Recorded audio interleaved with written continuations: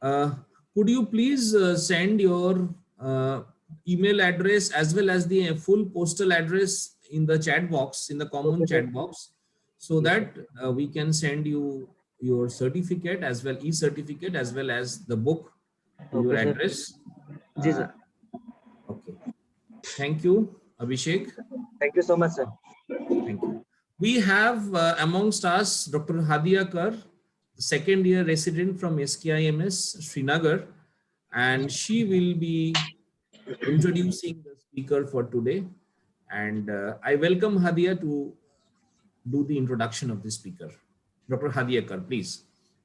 Thank you, sir. Good evening and welcome to the third session of Upskill. I'm Dr. Hadia Kar, second year resident from SKIMS Medical College, Srinagar. I feel very privileged to introduce the eminent speaker of today's session, Dr. Varun Mehta, who will be talking about a very important topic, that is how to present the seminar.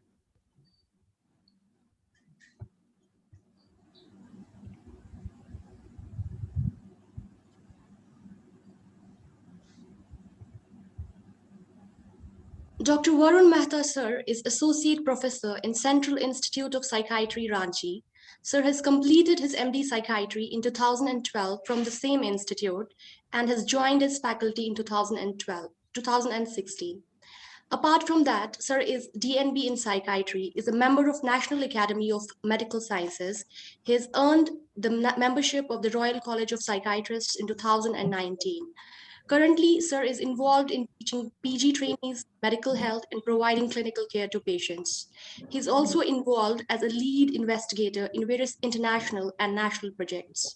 Now, without wasting any time, may I please request Dr. Varun Mehta to grace this occasion with his valuable words.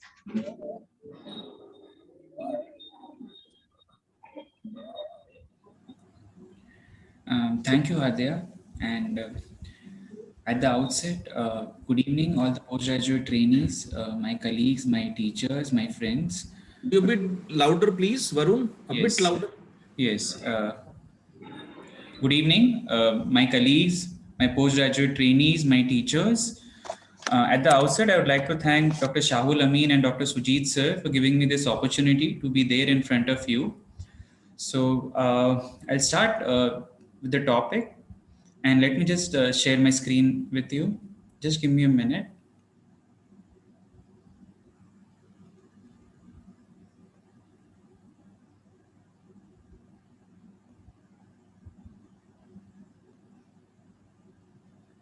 And I hope the screen is visible to all of you.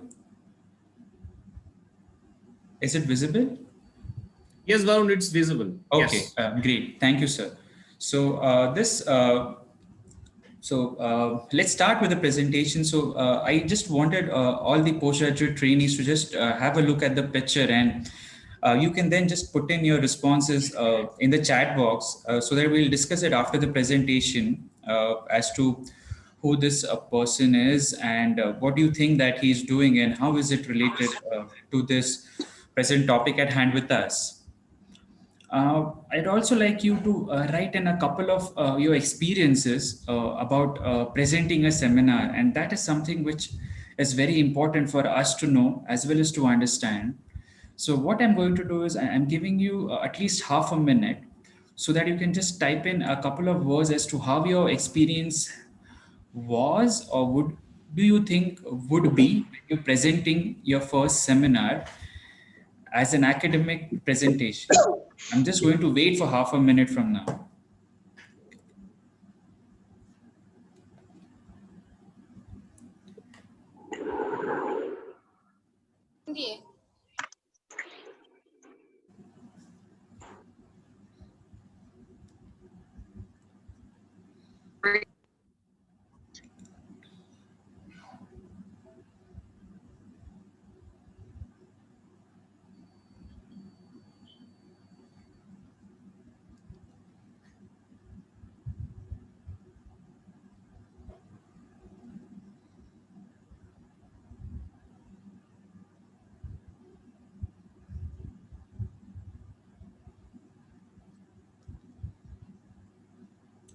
Okay, I'm sure you can continue writing as well. So When I first got this topic, actually, so it took me back to my first presentation, and I can't tell you how glad I am to be talking about it with you. So just thought that I could narrate my experience if it matches with yours. So at CIP, actually, all the junior resident trainees are supposed to present seminars, case conferences, as well as academic clubs.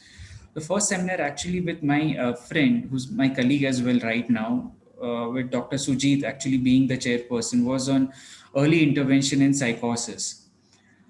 We weren't aware that it would be preponed by a week, and a very bad habit that medical education takes us into is preparing everything at the last moment. And we were waiting for I think the last few days, and a major focus was on preparing the content.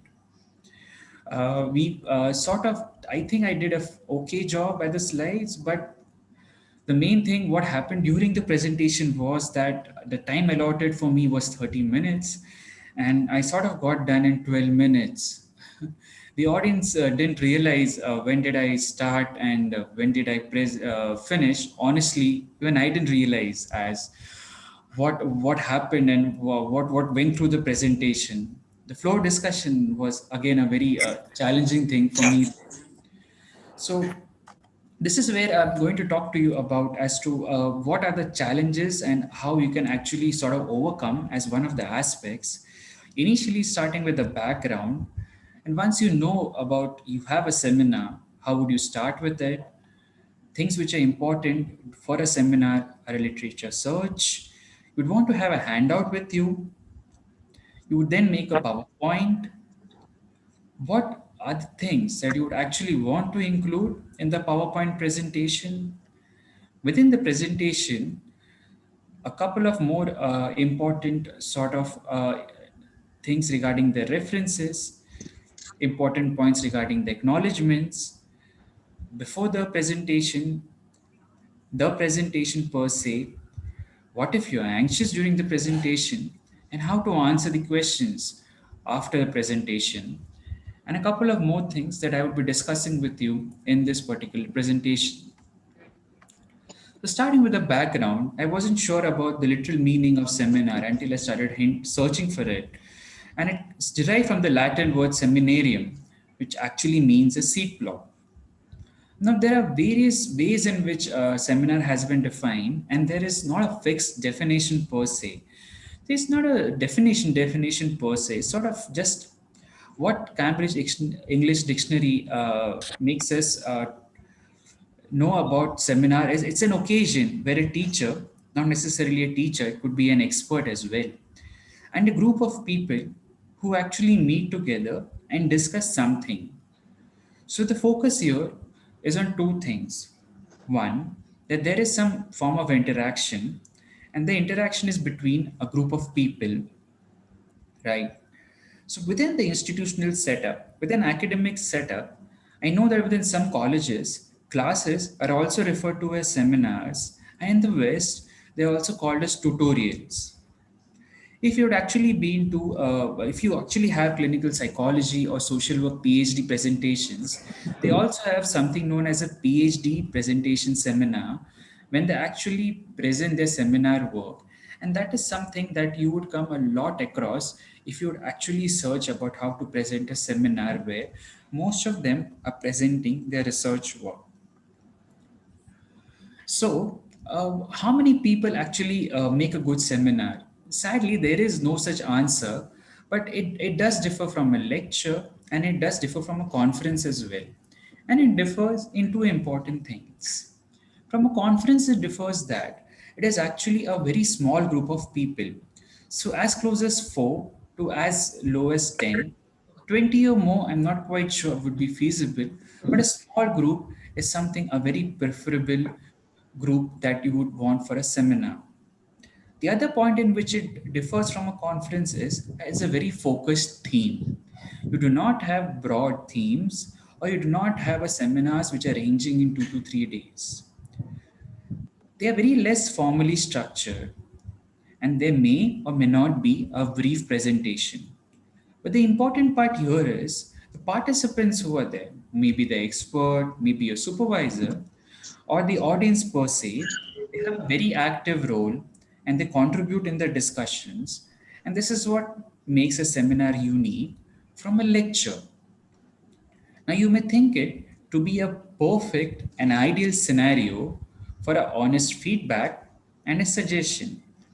In the sense, you are participating in a seminar and then you actually get positive critical comments as to how you would want to improve upon yourselves. But worse, at some places, they could just be criticisms, and you might actually fear the seminar when you're presenting a topic and then you're bombarded with with an array of questions where you actually don't know whether you would be able to answer them or not. It can happen, and what it can just be a learning experience for all of you. Now, what kind of academic seminars can we usually have? A very informal way of having an academic seminar could be a group discussion. So, say you have an expert, or there's a professor who is allotting a topic to a group of students, and each of them is then coming and then speaking about the topic. Or a group is divided into small groups, and then there's a representative from a group who's coming and discussing about the topic. So here, the topic is known beforehand, but the discussion here is a very informal one, but mainly on an academic tone if it is to be in an academic institution. Or you can have certain case-based discussions that would also account for a seminar. So you could have some interesting cases, you could have some difficult to treat cases, you could also have some difficult to manage cases which you're then discussing with your supervisor there in a group. A very common as well as the most common form of seminar presentation that is held throughout the institutions are the ones which we call as the oral presentations, like the one that we are attending or doing right now. Now, this oral presentation could be a departmental one, or it could be an interdepartmental or an interdisciplinary one. So within the departmental seminar, you're sure that it is your department faculty, your department colleagues who are attending the seminar.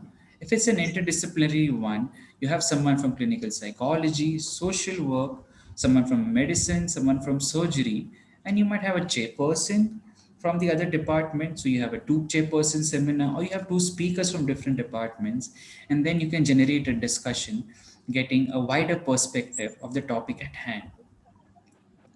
You can also have a debate style seminar where a topic is then broken down into, say, pros, cons, boon, bane, and then you have two groups who are actually debating upon the topic at hand. You can also have an audience who's listening to the debate, and then you can have final discussions as to how and where the debate is leading to. So these are the various types of academic seminars that are actually there. Now, why are we discussing this seminar, and why do you think that the seminar was actually included in a usual academics? For someone like me, for someone like you who entered into the postgraduate training field, there was a good academic record, but there was absolutely no opportunity that public speaking. So the seminar presentation gave a platform where it helped you develop some skill in verbal communication. Given a topic at hand, if you have to present, it wouldn't be that you wouldn't read that topic. So with reading that topic, you are developing some reading skills, you're acquiring some knowledge, and you're also developing some skills of critical reading and even writing, if I might add. Whatever you are reading, learning, you're acquiring this knowledge, you're discussing with your friends, with your teachers, and you're learning simultaneously as well. In big institutions, in big departments, or in big hospitals, where the postgraduate trainees run in huge numbers, it is very difficult for interdisciplinary or even within the same department of PGs to interact with each other. You may not have got time, You would have just joined. You're simply not interested in interacting with them. But this could be an academic platform where you're interacting and maybe you're networking, at least on a professional level. It can give you a small but a very important opportunity to teach and maybe hone your skill as a future faculty. So, this could be the various ways in which you would find a seminar helping you in an academic career. How would you actually start preparing for a seminar? And that is a part which could be a very, very difficult part for many of you. Most of the academic institutions, a seminar topic is pre decided. But suppose if your professor calls you and says one day that, oh, this is the topic, and you have to talk about the future of psychiatric nosology to your friends, and you have 2 weeks of time in hand, then you have very little choice, very little time, and very little effort at place to see as to how you can go ahead. But suppose you're a group of four, group of few, and you've been offered choices in your topic. If a choice is available, you can choose a topic that interests you, or you can choose a topic that you feel could be an important aspect of your field. Say you newly joined and you actually have zero or no idea as to what would be an important topic. And that can certainly and that can be very well possible. But nevertheless, if you have the right to choose, do have a fair amount of thought as to what is the topic you would be keen on presenting to the audience. Starting is the most hard part. If an academic program is very well laid out and you know that you have, say, 2 to 3 months for your turn to present a seminar, then you can very well not do anything about it. You might have various excuses. Today, I just don't feel like doing it. You just feel, say, this is the topic is something that I don't want, I don't feel like working upon. I find it really difficult. I have a party to attend. I have a ward work to do. Just keep on postponing for tomorrow. You may never do it. In the sense the topic is cancelled, haha. But you just have a week in hand and now you have to present it. So, how do you overcome it? You have to start somewhere. You can start anywhere, but you need to start. So, just do it. The day you decide that you need to do it, you have to start working on it. But what would you start working upon? Would you just start opening your PowerPoint slide? You just start deciding upon your favorite background. I'm sure you would like to do that.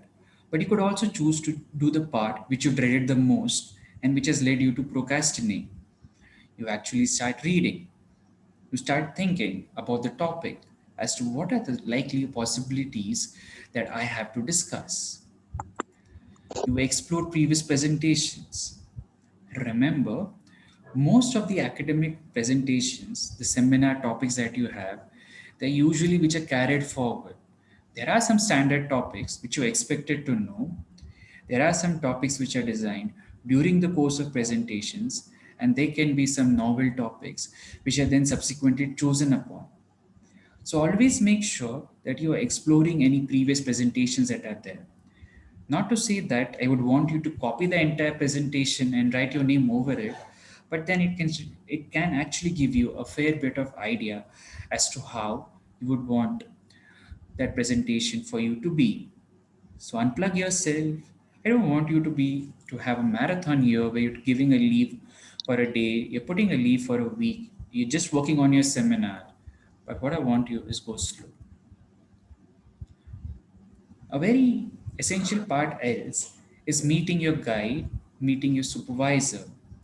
You might actually have someone who is a chairperson or who is your mentor for the topic that has been allotted to you.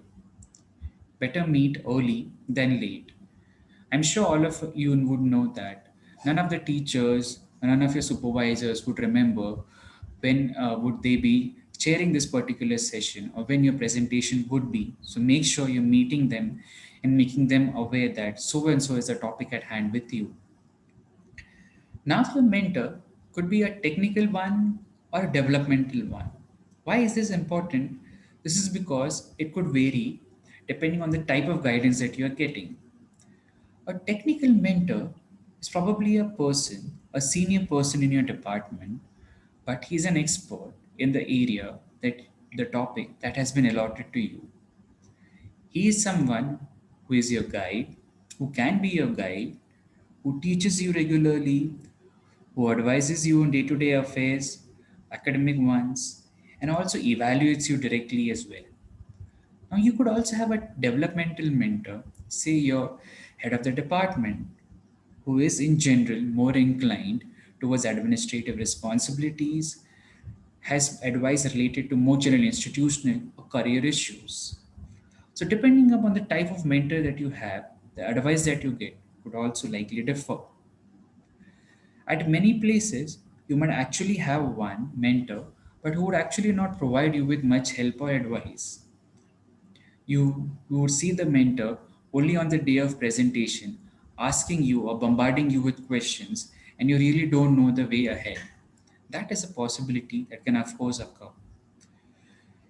So make sure that you are not a lone warrior or a lone ranger here. You're discussing this topic. And whom would you discuss with? Your friends, of course. You have your informal networks. If you've been very studious, you've been having these academic study groups, we can discuss this matter in the study groups as well. But what is important is you to think about the topic at hand and discuss. How would you then plan after you got some idea as to how this presentation should be? Importantly, you need to know who the audience would be. In a standalone academic usual seminars, you know who your audience would be.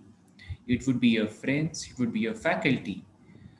You would also want to know whether is there something that you expect to demonstrate. So suppose you have a topic on higher mental functions. Would you be expected to demonstrate those higher mental functions? Say you have a topic on structured clinical interviews. Is it something that you would have to do the interview in front of all the audience that is there? What do they know? What do your friends actually know? What do your seniors actually know about the topic that you have? What do they need to know?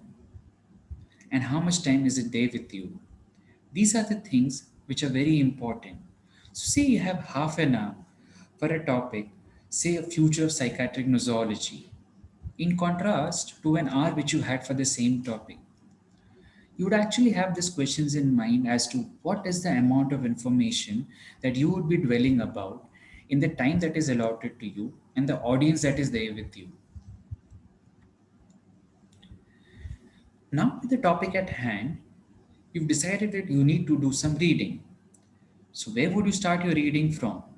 Would you just open your desktop, your laptop, and just do a random Google search of the topic at hand? A big no. You would actually go to the textbooks that you have, refer to the hard copies, and I'm sure all of you are having the hard copies. If you don't have, go to your seniors, go to your friends, borrow the hard copies, and start reading. The reason why I'm insisting on hard copies is the fact of active reading and note taking that is very important for an active learning to take place. It's very important to have an in depth understanding of the topic at hand which you're presenting. Remember that seminars are usually held on very focused topics, so superficial learning could actually do more harm than good. So, apart from the common agreement textbooks that you usually read, you might actually want to read some specialized books. Say you have to do a presentation on suicide. Say you have to do a presentation on substance use disorders. You would have to want to read some specialized books. You'd want to do some reading of the reference textbooks you have. You visit the library if possible, if available, or within your vicinity. You read it, you start understanding the content, you also start taking the notes down, but you realize that there are some gaps in the information that is there with you. So you're now going to PubMed, using a search engine or using different databases, and you're typing in the keywords, and you have some articles which are there in front of you, which you would want to now read. But how would you decide which one to read? Suppose you do a very cursory search. Say you have a topic on mixed states in psychiatric disorders. You typed in exactly the same names and you have close to, say, few thousands, 50,000, 60,000 articles there in front of you. You have your first page and you can just see 100 articles with you. Do you think you would want to read all of them? Would you have time to read all of them? Is it essential to go through all of them? These are the questions which, of course, would be answered in the subsequent presentations as well. But important for you to understand is there can be various articles that can be of interest. So if you can just look at the diagram, there could be some articles which really give you just a very broad overview of the topic that you want to know. And the broad overview articles are the ones which will help you in writing the introduction. Also, the broad overview ones, they help you in making a rough skeletal framework of your main topic at hand. The medium ones are the ones which help you then filling the gaps, and the zooming in ones, the close-ups are the one would be the pinpoint or the articles that you are exactly looking for. But remember, you might not always get that golden jubilee or the silver article that you were looking for. You start making down the notes. You're not in the habit of copy pasting the information that you got in the Word document. You might not actually make some fancy notes like the one which is there in the diagram, but nevertheless, you're taking this effort of handwriting and writing down your own notes. This is one effort which I would want you to take in because it then reduces the chances of you copying the same material. It increases your scope of active learning as well. You might also want to take in some strategies while reading the articles. There are various strategies, and a cursory search in Google will let you go through so many strategies that will help you in reading. The important ones here are scanning and skimming. In the sense, you go through the abstract, just go through the aim of the authors, you read an important points about the discussion, and you know this article could be of interest for you. You download that article and then you do a detailed reading of the article. You're writing down the same piece of information as I already said. And how would you want to then write down this information? A very common way of writing it is the express method. This method is something probably that we are doing or we would have been doing before as well, but I think we would not be aware with the name. And this technique is very commonly used in writing a literature review as well. Making a handout for a seminar could be very much like a literature review. I'm sure you all understand this part. So you've written a paragraph from an article, and that's the maximum of information you think that you could collect. You read a couple of more articles, you wrote paragraphs of them as well. And now you're looking at how you want to order these paragraphs. You've been able to order the paragraphs somewhat, but there's some intermediary information. There is some linking information that is missing. Now you would search for more relevant articles that is going to fill up this intermediary and linking information, and your rough framework for the handout is now ready.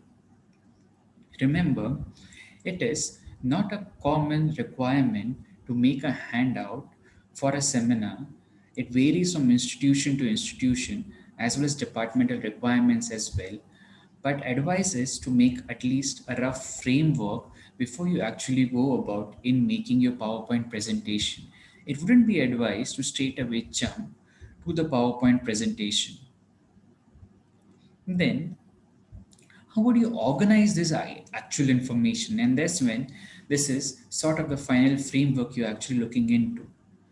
There are various ways in which you can organize your information that you've collected so with such efforts. One could be the chronological way in which you're collecting the information. So like the example which I gave you, where you'd been given a topic about future of psychiatric nosology. Now, what would you do? Would you go to year wise chronological order and talk about the evolution? Would you want to categorize the diagnostic systems as per ICD and DSM and then talk about the information? Or you would want to work through actual themes that are coming up? You might not want to use all the organizational structures together, but it is quite common to use overlapping structures. So use a chronological arrangement, and then the same arrangement is then divided into various categories. The important thing for you to remember and understand is whatever information that is being presented has to be logical. There has to be flow in the information. Now make sure once you're ready, you're going to edit it.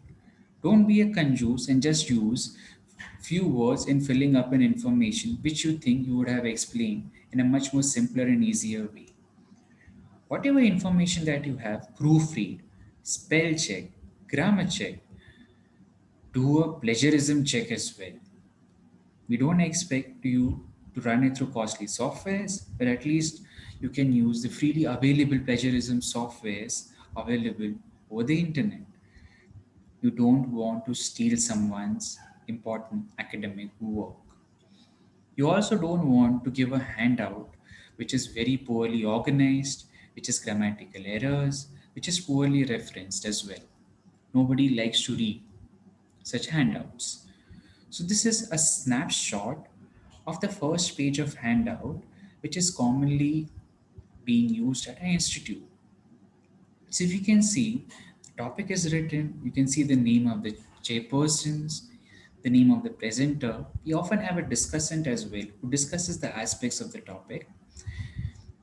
It's a habit of including the plagiarism percentage, and then the topics are divided into various parts, various subheadings. So you decided, you spoke to your supervisor, you spoke to your professor that you would want to give a handout for the presentation. There are various ways in which you would want to make a handout. The one which I've described some time ago. The other way in which you could make a handout is a seminar script, where all the seminar slides are given to the presenter. This is a habit which something I would advise against, but it is used as well. You could give some skeletal notes, a very skeletal framework of just the points that you would want to highlight, and that is you want your presenters to know. You can leave in some gaps, and you would want the presenters to fill in their thoughts or fill in their points regarding it. If there are some complex diagrams, complex flowcharts, say that you have a topic on treatment resistant depression, and there are some complex flowcharts, you have a topic on treatment of bipolar disorders where you're reviewing the various guidelines, and you have a lot of tables which you don't think possibly that you would be able to include in your presentation. You're giving it to your audience so that you're able to simplify the matter which you're going to explain them, or you're giving them some small exercises so that you're making it more interactive. But make sure whatever handout that you're giving, a standard handout would include references. And unless until you are engaging an audience in an exercise, any form of complex diagram, skeletal notes, or the handout presentation should be given to the audience well before in time. Now, how early would you give it? There's not a fixed answer. You might want to give it a week before. That is, if you're done with everything a week before of the scheduled date. Now, there's a possibility that no one is going to read it, and even on the day they come, you would have to give it to them again. But if you don't want to take the pains of giving them a hard copy, you can always email them. And I'm sure that is a possibility which is very much feasible. The next important part, after you've collected the information with so much of hard effort, is how would you now present this information? Are you just going to stand in front of the hall and just start blabbering all the information that you have? Are you going to use a blackboard and start teaching, or start writing upon the brief points and then elaborating upon that information? Or would you be using a PowerPoint presentation, or audiovisual aid to help in to convey your information? please understand that it is just a aid. So the most common tool which is used throughout is Microsoft PowerPoint. No matter you use Apple Keynote, no matter you use Google Presentation, it will not save you if your information is poorly organized, it's disconnected. Your PowerPoint is just a medium. Your presentation is actually not the PowerPoint, even though it is called a presentation. Your presentation is actually the interaction with the audience that you have to do on the topic that is given to you. So here comes my question. How can a presentation be creative? I want you all again to type in your responses in the chat box, and then we can actually discuss if this could be the ways in which you would want a presentation to be creative. And I'll be waiting again for say half a minute.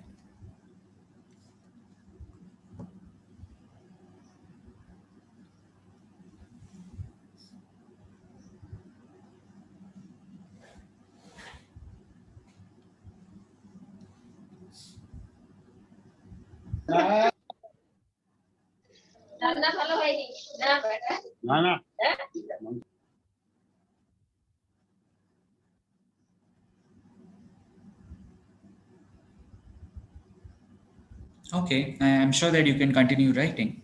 So, one thing which I wanted to get across all of you is about this principle of reflection. And all of us as adults, we need to know some principles of adult learning.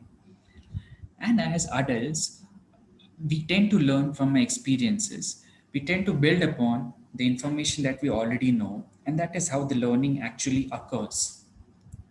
So, if you're actually very keen on getting across a particular topic to the audience, then you will actually recall a learning experience that has inspired you.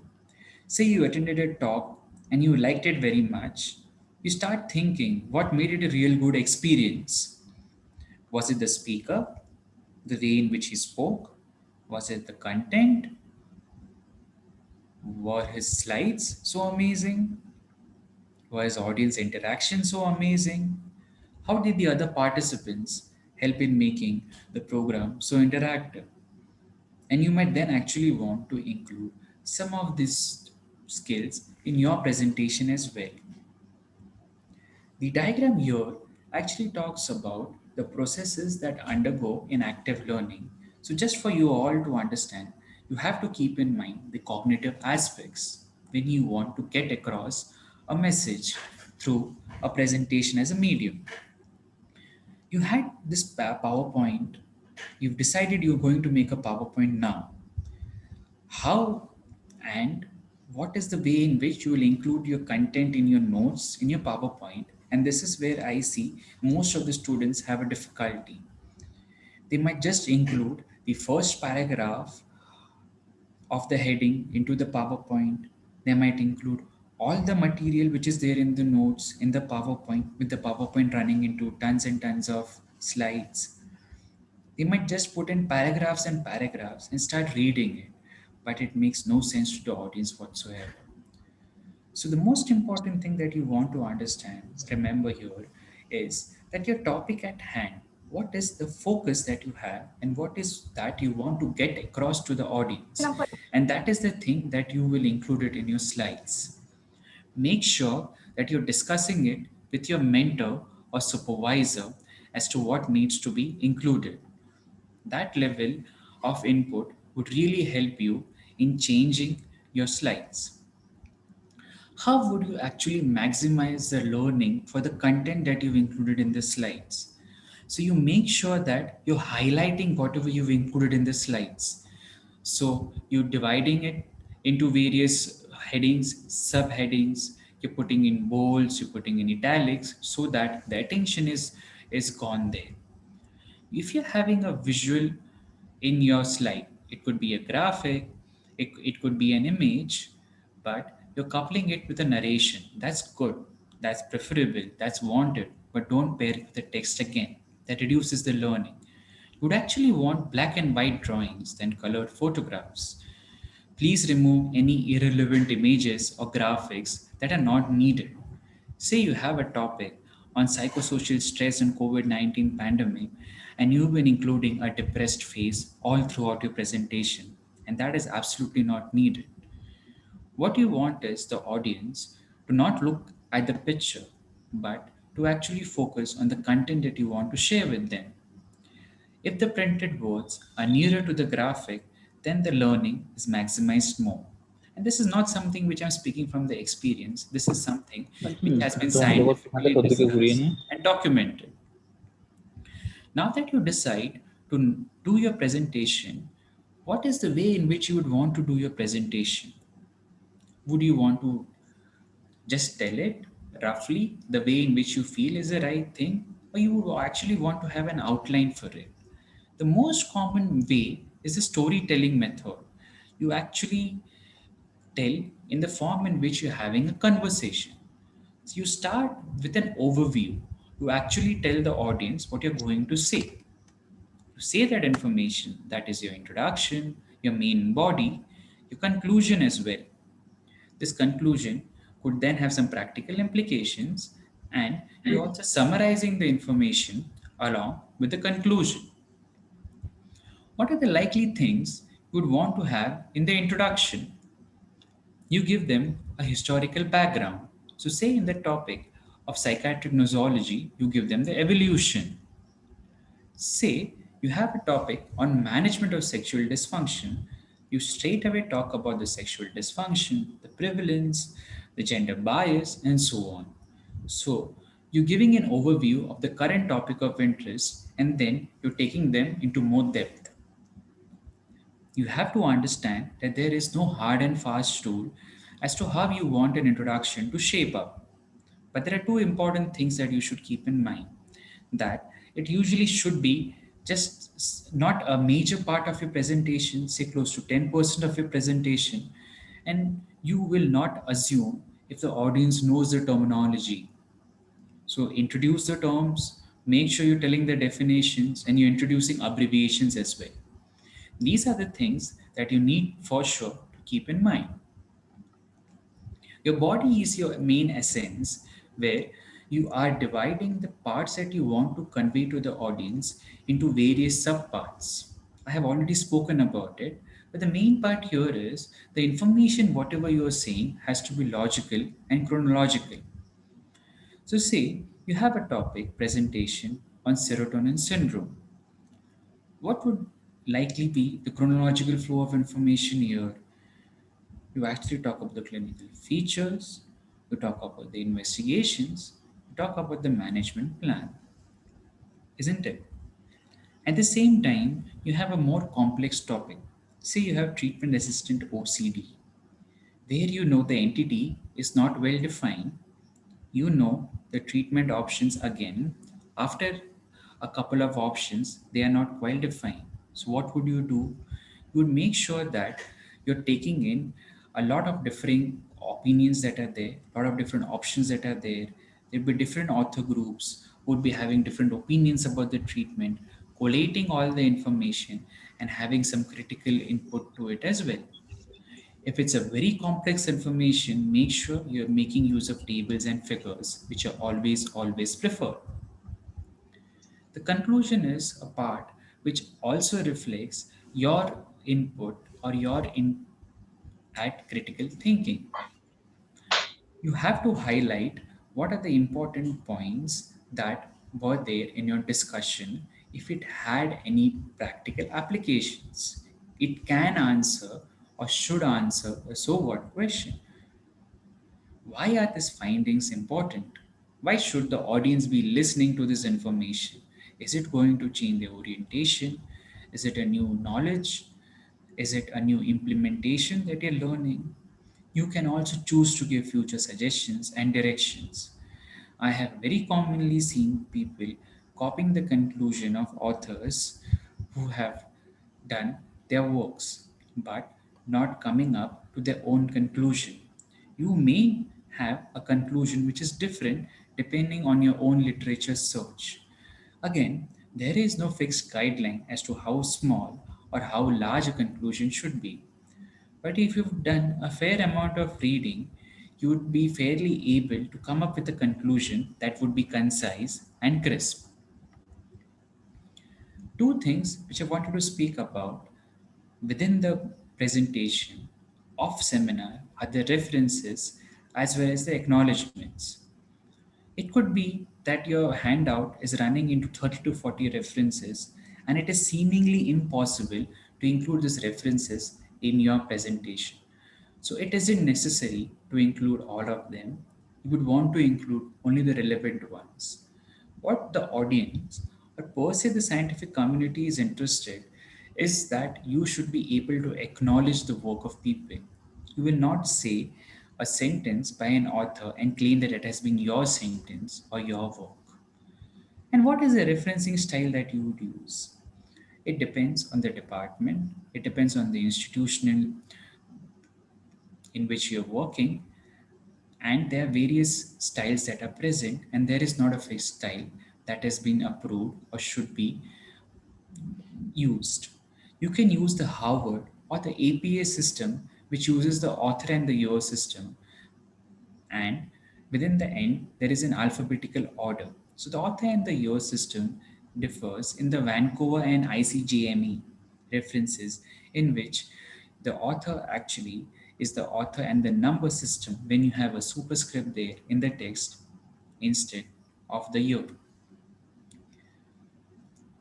You would want to acknowledge within a traditional academic seminar, it is not quite common to acknowledge or to write the acknowledgements. But suppose you are presenting your research work to a group outside your institution, and when you would want to actually acknowledge your supervisor, your guide, your mentor, you did a laboratory investigation, laboratory research, you'd want to thank your support staff, administrative staff, your colleagues, friends, and family. And it doesn't harm to take in a couple of names as well during the acknowledgement. The part then, with so much hard effort, things can go wrong just before the D Day or on the D Day as well. So, what do you need to do to make sure that you're just ticking the check boxes? You have to make sure that you go through your slides again and make sure that every word that you speak is necessary and has a meaning. You have to practice. And it isn't just practice, you have to practice with expert feedback. You may not have an expert around you, and that could be the most challenging part. But at least get some friends to hear you out. They might actually not like the way, or they might actually have some harsh or critical feedback. Try not to be defensive, hear them out. They might actually trying to help you. You have to be sure what is your aim. Do you want to become an expert?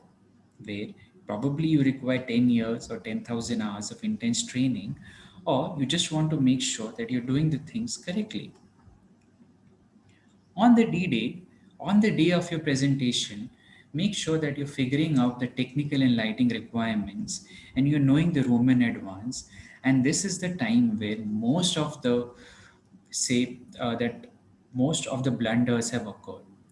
We've seen residents missing upon the time, missing upon the room. They've forgotten to get the USB drive. On the day of the presentation, the laptop has crashed. They never realized they didn't have an apron. They got someone else's apron, which is either too small or either too crumbled. They went to the room. They realized that the presentation is not compatible with the system. None of the animation which they developed with such meticulous effort is being reflected in the system. They started the presentation and the light just went away. And you're all anxious now. You don't remember a single content of the slide. The resident forgot to turn off the cell phone. You were very meticulous, you were practicing, but in the real presentation, you're pacing like a Wi Fi. You're quite anxious there.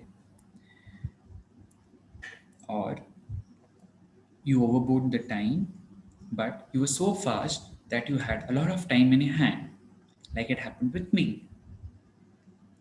What needs to be done during the presentation, apart from the fact making sure you don't do those blunders, is also that you stand in one spot. If you're quite anxious, make sure you're holding on to something.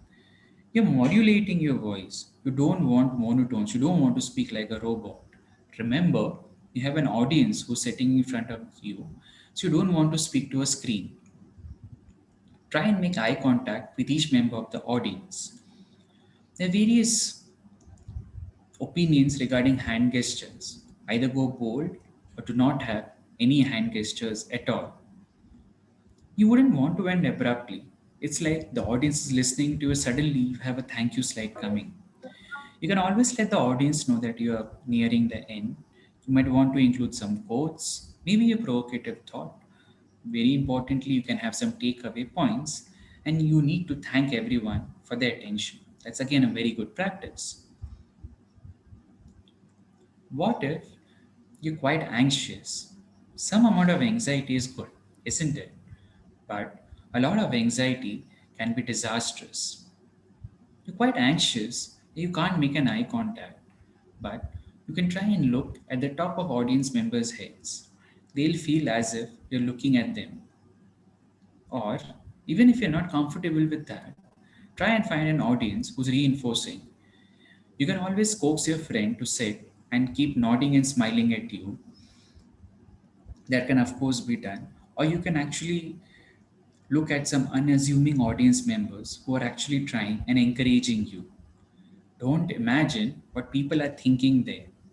You might be worried that this teacher is going to blast you with questions. You've been horrible in your presentation so far. You never know what is going on in their mind. Any which ways in the floor discussion, you would be facing them. So better not to think during the presentation. Make sure you're preparing for technical glitches. The rule of thumb is that I think there's okay. The rule of thumb is that the worst case scenario, you do not have your presentation in front of you, your laptop is crashing, there's no electricity, you should know each slide word by word. And that is how your presentation should be. So, what do you think is the best way to overcome these hurdles? Any guesses? And again, hoping that the chat boxes would be filled with some answers. Hmm. Anyone? The only way out is practice, practice, practice, and practice some more. And this comes to the last part of my presentation, wherein the floor discussion can be quite anxiety provoking. It was for me then as well. A good part of preparing is you are anticipating the questions. So when you're preparing the topic, you know what you want the audience to go through, and you know that these are the questions that would be likely be there. You're practicing answering them, but you're quite anxious. You never practiced, but keep in mind that you know more than they do because you have done the maximum literature search. So try to be modestly confident. You know the answer, answer the question, but only after you listen to the whole question. Don't be defensive or condescending. Don't try and ridicule someone, even if the audience member has an opposing opinion to what you've just shared. But try not to give very long answers. Nobody wants to hear a lecture. Make sure that you're speaking to the point and be as short and to the point as you can. But there can be a terrible problem. You don't know the answer. More often than not, I have seen residents, they are just quiet, just looking at the handout, trying to find out the answer they don't know. They just look at the chairperson, hoping that he would fill in the answer. And these are the various strategies, but they simply fail to say they don't know, or they give a tangential answer. So, a couple of things which you could do is say you've not understood, which is can actually happen. You can ask for the question to be rephrased. If you want to buy some time, try and paraphrase the question so that you're getting some time to think. But if you really do not know the answer, simply say no. But make sure that you're asking the audience if anyone knows that answer. You have your ever helpful chairperson, mentor, supervisor sitting along with you. You can always ask him. I'm sure he will chip in. He or she will chip in if you do not know the answer. But there is nothing wrong in knowing an answer. Maybe in the audience, no one would have a fixed answer because nobody is an island of knowledge. You shouldn't expect that as well. One of the other critical aspects of a presentation, which I see and which is very important, is the language. And a lot of residents can actually have a language barrier where they do not know the pronunciation, or maybe they do not know a lot of words in which they have to be spoken about. So, what can be done? A simple and easy way could be of writing the presentation down, recording it with someone who can speak that language well. You then listen to the recording and then become familiar with the pronunciation. That can help you temporarily. But if you know and you have time well in hand, and if you know that language is a barrier, and you know that these are the words you're not pronouncing it correctly, you have to immediately correct yourself. There is no magic that will occur on the day of presentation, and there are things that can go more wrong than correct on that particular day. So if you know you have any bad habits, you break it immediately. You don't memorize it word for word. You're no longer in a school. You have to make sure that you're practicing it. You're practicing till you're able to speak in a natural flowing manner. The question and answer session can again be a very, very daunting task for someone who has a language barrier. So, if you've been posed with a question, repeat the question in your own words within your mind. Answer that question, take some time, and then speak it in slow, simple, and clear language. And you shouldn't stop there. A good etiquette is to always follow up from the audience member if he or she is satisfied with the answer that you've given or understood the answer which was given. And I think, and I know that there were some teachers who were attending this seminar presentation as well. So I thought that I'll just write in a couple of resources. Now, these are the resources which are essentially applicable for adult learning. They are not to do as much as with the seminar presentation, as much as the principles of adult learning. And all of us need to understand is when we are doing a presentation, some aspects of learning definitely need to be taken into account. So finally, what I want you, if you're drowsy during the presentation, if you really never understood whatever I spoke, just keep these things in mind. It cannot happen that you prepare a presentation in a day. A preparation is needed. Your content matters and not the software. You might have the most amazing PowerPoint slide. If the content is disorganized, nothing will help you. It is the interaction which is important and not the slide. Practice and practice as much as you can. I would like to end this presentation with a quote. If you can't explain it simply, you don't understand it well enough.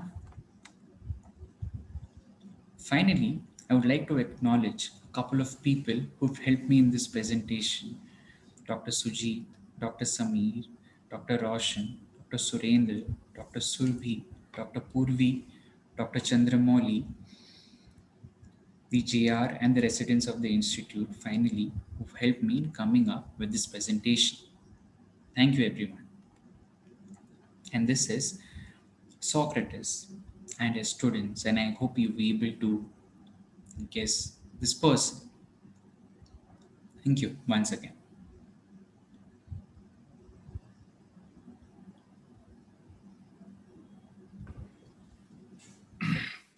I think that brings us to the end of excellent deliberation from Dr. Varun. I hope, I think everyone listened intently. I was really remembering my own PG days and also the days as a teacher in this institute. So first of all, I would like to thank Varun and also the audience. There have been quite a few questions in the chat box, so I will just take them up one by one in the order of their appearance, I mean, in term chronologically. Sure, sir. So the first question is, just a minute. So actually, there were a couple of points in the discussion. Should I just speak about them, or do you Yeah, want yeah, to sure, straight sure, away? sure, sure. Would that be all Sure. right? Okay. So regarding the image, I did answer there was Socrates, and I see uh, infant Barrero who said that it was Socrates actually, but I think that I let Sir take on, and then if there's anything else, I'll chip in. I think that's the best thing, sir. Please go ahead. Yeah. Okay. Anything else you wanted to share? No. I think that the couple of questions which I chipped in between, so I'll just go through the chat responses and then I'll do the discussion from there. I think that'll make more sense. Okay. So first question that comes here is, just a minute.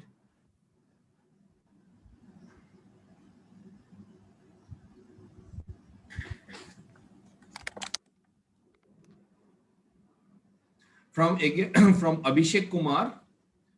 Respected sir, sometimes we get a very large topic in seminar. We get confused that which point to leave and which point not to leave, because each point appears to be equally important and we get limited time to present.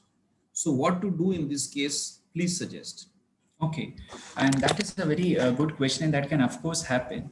So many a times, if you're reading about this particular topic, you would actually come to know as to what are the things which are already known about that topic, and what are the recent aspects about it, and what are the controversial aspects about that particular topic. So as I said, for any topic in hand, there is some general information. So if you're reading, if you're having an informal discussion with your friends, you're discussing with a supervisor, you would know about that this is a common knowledge which is known about it, right? And then you can then take in some of the recent things which have evolved, or speak about the controversies, or speak about the various opinions which are there important about that topic.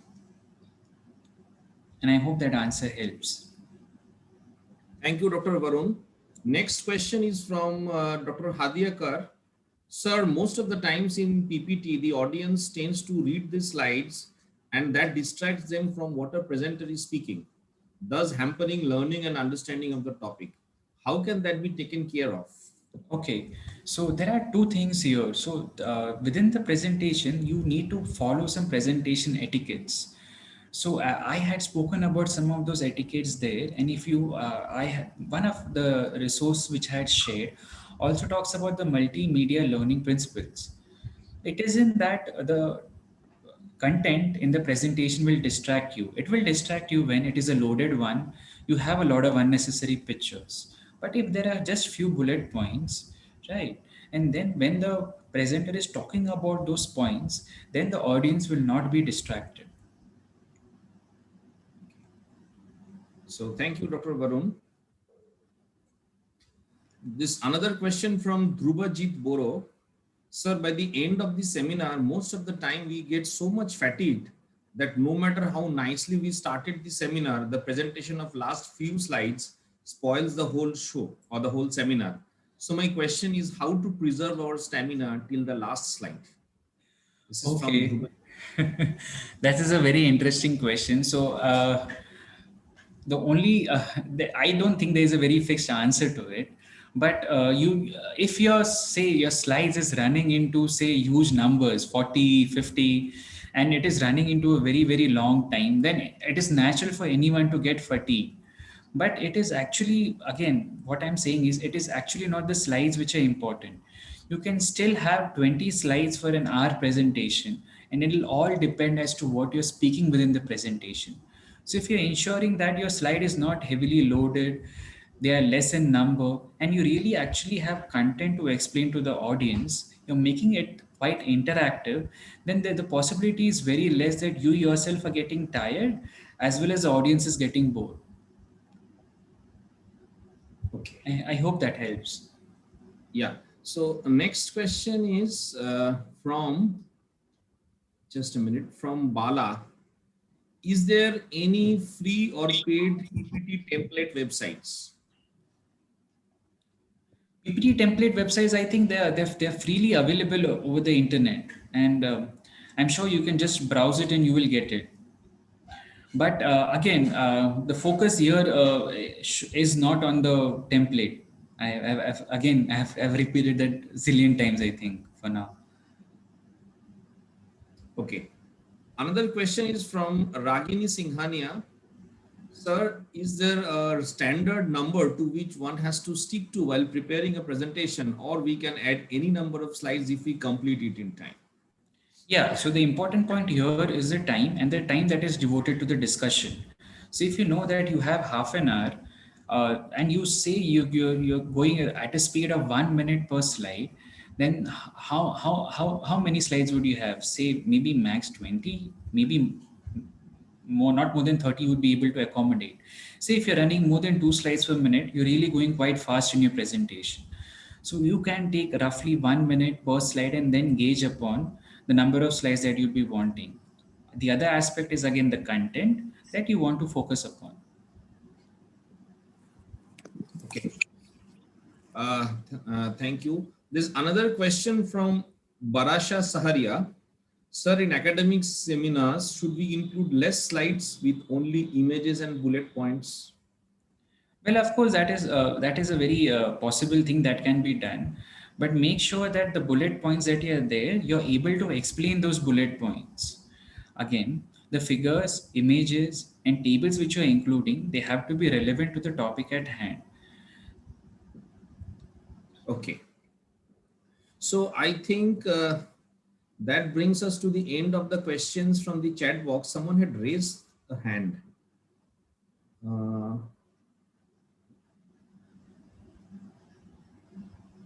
Someone had raised the hand.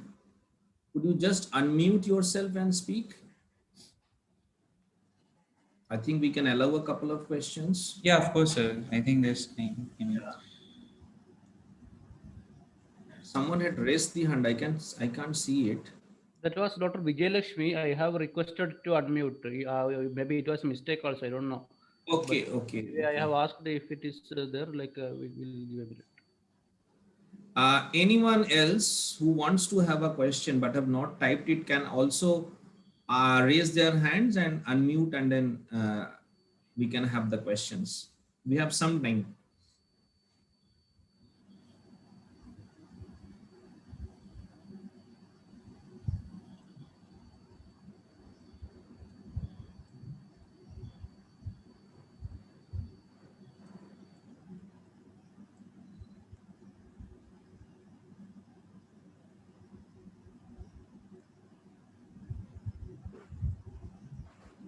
Any questions or clarifications from the audience?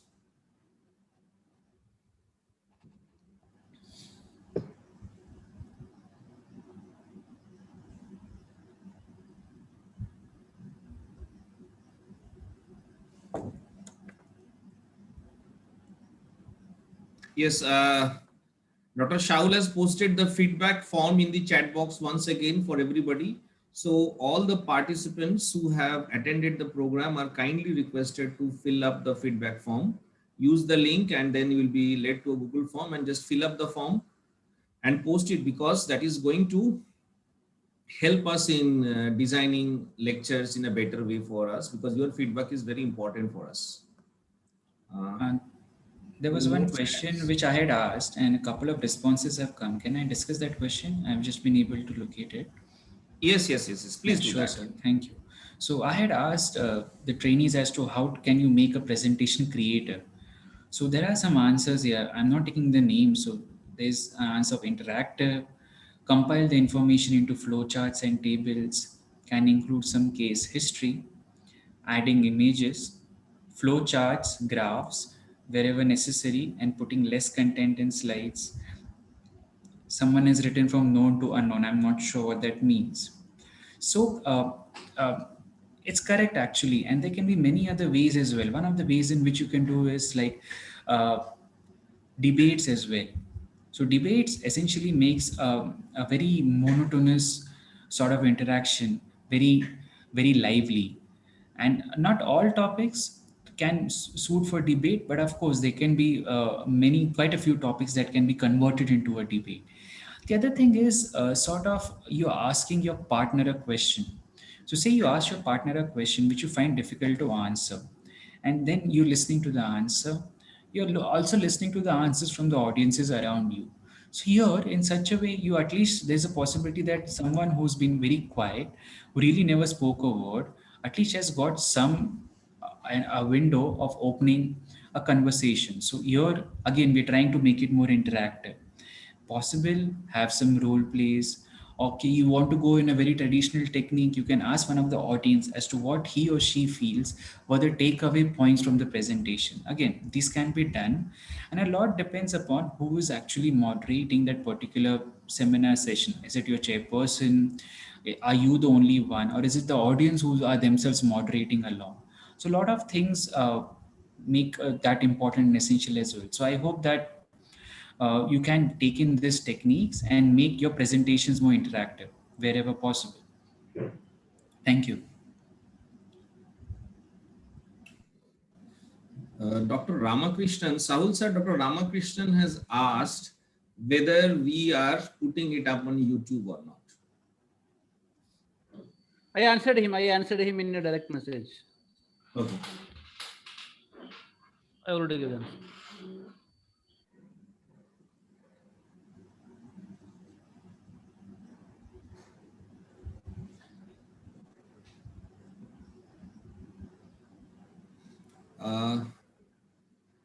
I think if there is no other question, Dr. Shaul, can we conclude the session? Yes, I think we can stop. And then we have the questions saved in the chat box, and then I'll mail it separately to Dr. Varun, the speaker, so that he can again have a look at the questions and decide the best question. Surely, and accordingly. Yeah.